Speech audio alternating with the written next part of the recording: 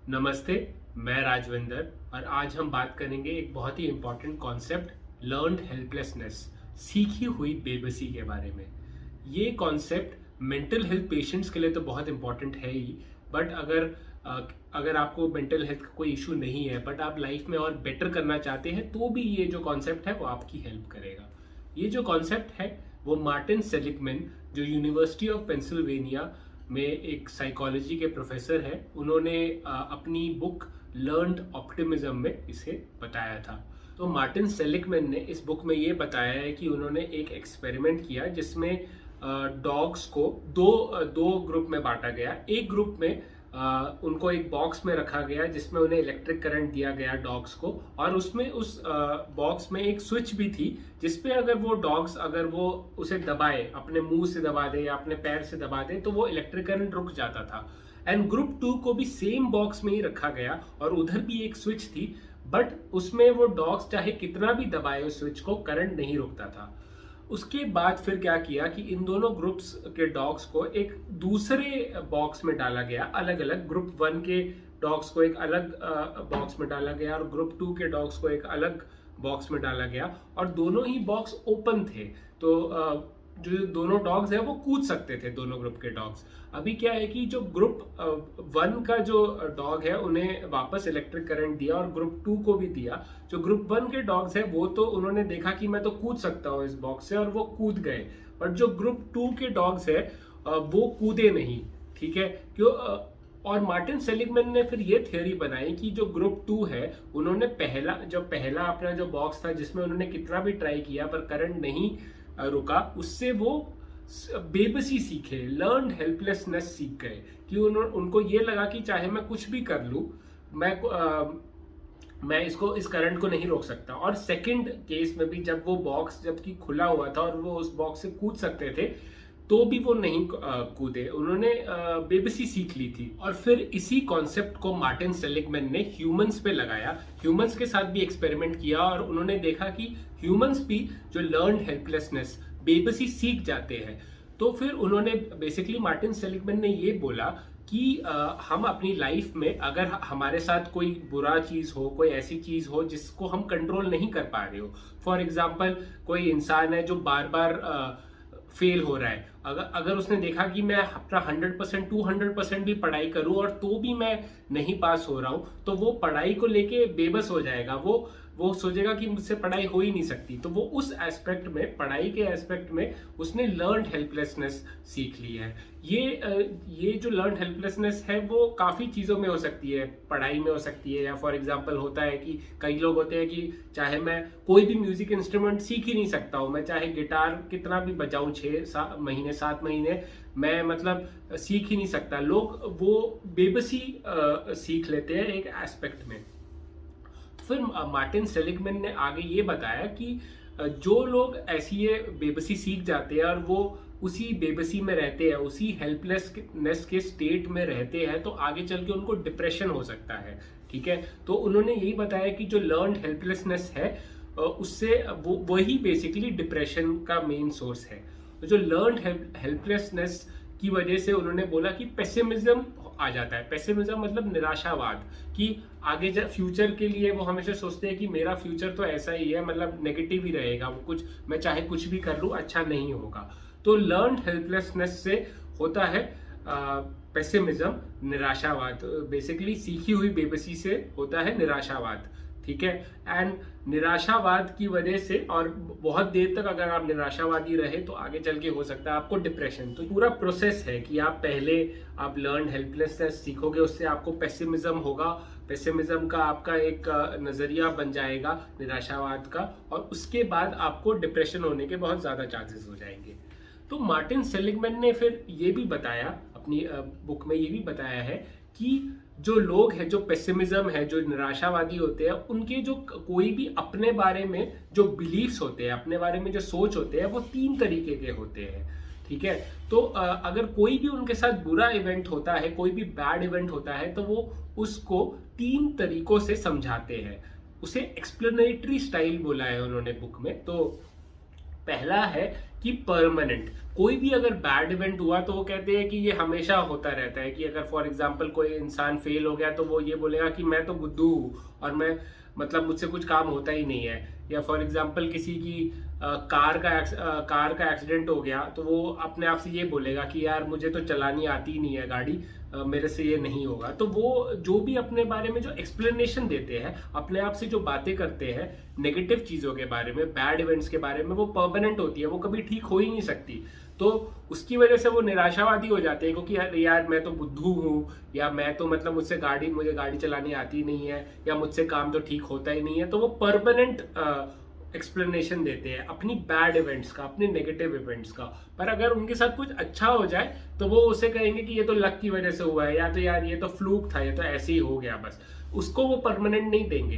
But उनके साथ अगर कोई बैड इवेंट हुआ, कोई नेगेटिव इवेंट हुआ, तो उसको वो परमानेंट एक्सप्लेनेशन देंगे कि यार मैं तो ऐसा ही हूँ और मेरे साथ हमेशा ऐसा ही होता है, मैं मतलब कभी चेंज नहीं होऊंगा।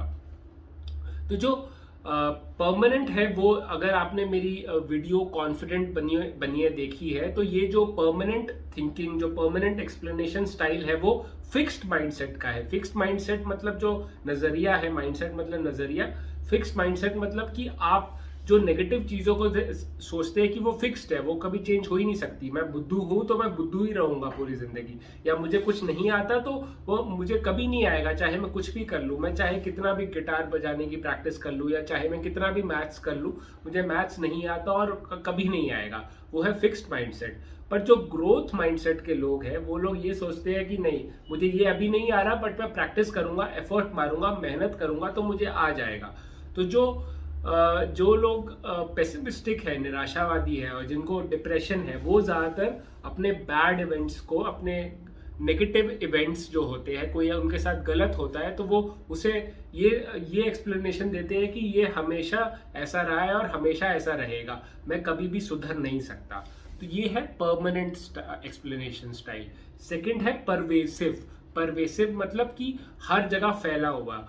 फॉर एग्जाम्पल मार्टिन सेलिग्मैन ये बोलते हैं कि जो नेगेटिव लोग होते हैं, जो निराशावादी लोग होते हैं, वो हर अपनी एक्सप्लेनेशन को परवेसिव देते हैं। कि मतलब मैं फॉर एग्जांपल वो फेल हो गया किसी एग्जाम में कोई इंसान, तो वो ये बोलेगा अपने आप को, पेसिमिस्टिक इंसान, कि मेरे से तो कोई काम नहीं होता, ये तो मतलब मुझसे पढ़ाई भी नहीं होती, कुछ भी नहीं होता। मतलब वो बेसिकली नेगेटिव में ये बोलेंगे कि मैं बस पूरा ही डफर हूं, मतलब मैं पूरा ही बेकार हूं, मुझसे कुछ काम नहीं होता। वो हर एक्सप्लेनेशन जो अपने आप से बात करेंगे, वो ऐसे बात करेंगे कि मैं बेकार हूं, हमेशा से बेकार हूं और हमेशा से बेकार रहूंगा। तो जो परवेसिव है, इट इज अबाउट टाइम, की से मतलब मैं अभी भी खराब हूं और आगे भी खराब रहूंगा। वो उस चीज को हर जगह फैलाते हैं। ऐसा नहीं है कि वो पढ़ाई में वो फेल हुआ तो ये नहीं बात करेगा कि मैं पढ़ाई में खराब हूँ, बोलेगा कि मैं जिंदगी में ही खराब हूँ, मैं हर चीजों में खराब हूँ। अगर उसका कार का एक्सीडेंट हो जाए, या उसका बेसिकली कुछ भी गलत हो जाए, काम में उसको बॉस से डांट पड़ जाए, तो वो बोलेगा कि मैं तो इसमें खराब नहीं हूं, मैं तो सब में ही खराब हूँ। ठीक है। और जब उसके साथ कोई गुड इवेंट हो जाए, कोई अच्छा हो जाए, तो वो अपने आप से ऐसे बात करेगा कि ठीक है यार, वैसे तो मैं हमेशा खराब हूं, ये मेरी लक निकल गई, या ये मैं मुझसे बस गलती से हो गया। तो वो इस चीज को, मतलब वो बोलेगा कि मैं यार इसी में थोड़ा सा, या तो वो बोलेगा कि मैं तो इसी में से थोड़ा सा अच्छा हूं, पर बाकी चीजों में खराब हूं। तो बेसिकली परवेसिव जो एक्सप्लेनेशन स्टाइल है कि मैं अपने लाइफ के सारे एस्पेक्ट्स में ही खराब हूं। ठीक है। सिर्फ एक एस्पेक्ट मेरा अगर मतलब खराब हुआ, तो सिर्फ ऐसे नहीं सोचेंगे कि मैं सिर्फ इसी में खराब हूँ, बाकी में तो अच्छा हूँ। नहीं, मैं तो सब में ही खराब हूँ। और अगर कुछ अच्छा हो जाए तो बट अरे ये तो गुड लक थी मेरी, मैं तो ऐसा अच्छा हूँ नहीं। पर जो लोग ऑप्टिमिस्टिक है, जो उल्टे है पेसिमिस्टिक के, जो बेसिकली जो लोग फ्यूचर के बारे में अपना अच्छा सोचते हैं, वो लोग जो है वो लोग उल्टा करेंगे। वो लोग कोई नेगेटिव अगर होता है उनके साथ चीज, तो वो उसको स्पेसिफिकली, हाँ ठीक है मैं फेल हो गया क्योंकि मैंने ठीक से पढ़ाई नहीं करी थी, बस ये चीज है, मैं ठीक से पढ़ाई करूंगा तो मैं अच्छा हो जाऊंगा। बेसिकली ग्रोथ माइंडसेट वाला जो फंडा, कि ठीक है ये चीज है, बस यही चीज है मेरी खराब है, बाकी सब चीजों में मैं ठीक हूँ। पर वो जो नेगेटिव वाले लोग हैं, वो एक चीज को पूरा, एक जो कहते हैं ना कि राई का पहाड़ बनाना, वो वैसा कर देते हैं कि नहीं मैं इसमें खराब नहीं हूं, मैं सब में खराब हूं। और जो तीसरी चीज है वो है कि जो नेगेटिव लोग हैं, जो पेसिमिस्टिक, जो निराशावादी लोग हैं, वो उनके साथ कुछ भी अगर बुरा होता है तो वो उसे अपना कहते हैं कि ये मेरी वजह से, उसको खुद की जिम्मेदारी लेते हैं। कि फॉर एग्जाम्पल वो जैसा हो सकता है कि आपके टीचर ने ठीक से नहीं पढ़ाया हो, बट वो उस चीज को देखेंगे ही नहीं। वो बोलेंगे कि नहीं, मैं फेल हुआ, मेरी ही गलती है। वो दूसरे लोगों को देखेंगे ही नहीं, मतलब दूसरों की कोई गलती है वो देखेंगे ही नहीं, सारी गलती अपने पे ले लेंगे। बट और जो कुछ अच्छा हुआ उनके साथ, कुछ अच्छी हुई चीज, तो वो ये सोचेंगे कि नहीं यार, ये तो है ना लक से हो गया, ये तो मेरे से गलती से हो गया, या तो वो दूसरे की वजह से हुआ है। ठीक है, वो एक्सटर्नल वो करेंगे, वो अपने पे नहीं लेंगे कुछ अच्छा। वो करेंगे यार दूसरे ने मदद करी या मेरी लक थी। ठीक है, वो कभी भी अपने पे इंटरनली, पर्सनली अपने आप को शाबाशी नहीं देंगे। अगर कुछ गलती हुई तो वो अपने को कोसेंगे, और अगर कुछ अच्छा हुआ तो वो दूसरे को बोलेंगे कि दूसरी की वजह से हुआ या तो लक की वजह से हुआ। वो खुद पे कभी भी मतलब खुद को शाबाशी नहीं देंगे, खुद पे बेसिकली ये नहीं बोलेंगे कि ये मेरी वजह से हुआ है, ये मैंने किया है, मैंने मेहनत करी है, इसके लिए हुआ है। वो कभी ऐसा नहीं सोचेंगे।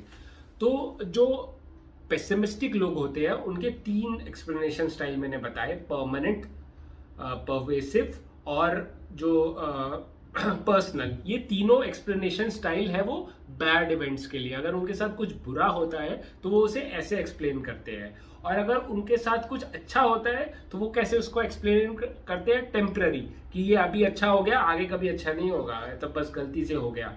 स्पेसिफिक, ये इसी चीज में अच्छा हुआ है, बस ठीक है मैं गलती से पास हो गया, बट हाँ मुझसे ना कभी गिटार सीखा नहीं जाएगा, मैं तो क्योंकि बुद्धू हूँ, ठीक है, इसमें मैं गलती से पास हो गया।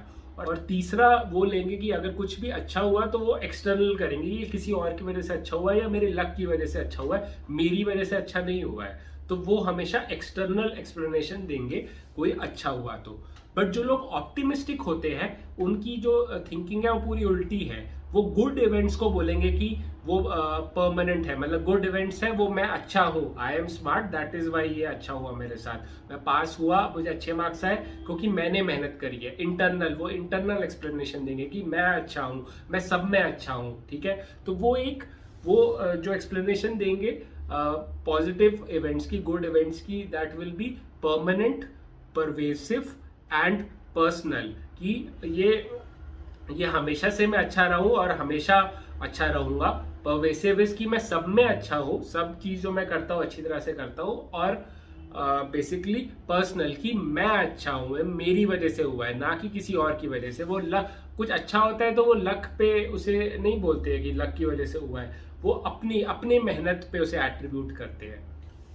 तो मैंने आपको बताया कि लर्नड हेल्पलेसनेस क्या होता है, और लर्नड हेल्पलेसनेस 3 एक्सप्लेनेशन स्टाइल जो मैंने बताया आपको: परमानेंट, परवेसिव और personal, about bad events, explanation of bad events, उसकी वजह से पेसिमिज्म होता है।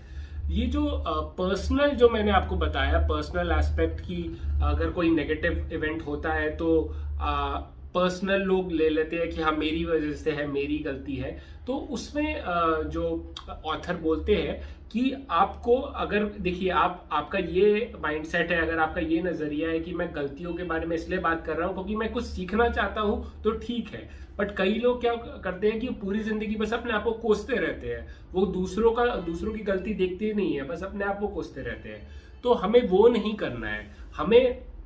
हमें बेसिकली, अगर हम अपने आप को ही कोसते रहेंगे हर चीज के लिए, तो हमें क्या होगा, हमारा सेल्फ एस्टीम है वो कम होगा और हमें डिप्रेशन ही होगा, राइट। तो हमें ऐसा नहीं करना है, हमें बहुत ही रियलिस्टिकली चीजों को देखना चाहिए कि वो असली में मेरी गलती है या नहीं, किसी और की गलती है कि नहीं। फॉर एग्जाम्पल, मैं अगर अपना खुद का एक एग्जाम्पल बताऊं तो मैं एक टेबल चेयर बेच रहा था, और मुझे थोड़ी जल्दी भी थी बेचने के लिए क्योंकि अगले दिन मुझे छोड़ना था, मतलब एरिया छोड़ना था, तो मुझे शिफ्ट करना था, तो मुझे वो टेबल चेयर बेचनी थी। तो मैंने कोई एक इंसान आया खरीदने के लिए OLX से, तो मैंने उनको ये बताया कि ऐसा ऐसा है और मैं टेबल चेयर बेचना चाहता हूँ। तो उन्होंने इस चीज का फायदा उठाया, और वो ना सेल्समैन भी थे, वो अपने प्रोफेशनल लाइफ में वो सेल्समैन थे। तो उन्होंने अपने सेल्स टेक्निक यूज करके मुझसे बहुत सस्ते में ले लिया। और जब उसके बाद जब वो चले गए तो मुझे लगा अरे यार उन्होंने तो मुझे ठग लिया।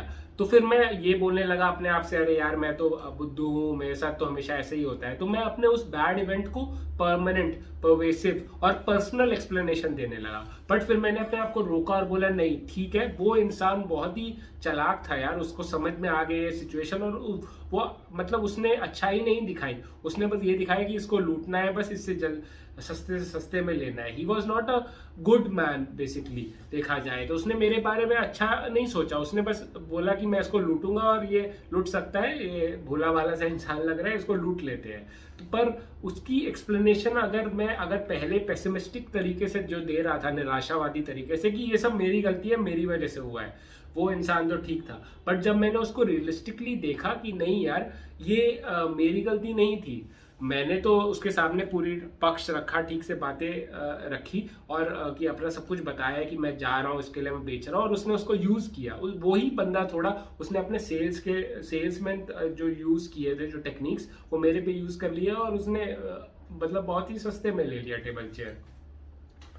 तो तो मैंने ये चीज, बिकॉज ऑफ दिस कॉन्सेप्ट, ये चीज मैं समझ गया। तो आप ये पेसिमिज्म जो है, लर्न हेल्पलेसनेस, ये आप फंडा सीखे, ये बहुत ही इंपॉर्टेंट कॉन्सेप्ट है फॉर मेंटल हेल्थ पेशेंट्स, क्योंकि देखा गया है कि जो डिप्रेस्ड लोग हैं, ठीक है, जो ओसीडी वाले भी जो लोग हैं, वो ज्यादातर लर्न हेल्पलेसनेस या पेसिमिस्टिक होते हैं। वो उनको ये लगता है कि मैं चाहे कुछ भी कर लूँ और तो मेरे से कुछ अच्छा होगा नहीं, और उसकी वजह से वो पेसिमिस्टिक हो जाते हैं।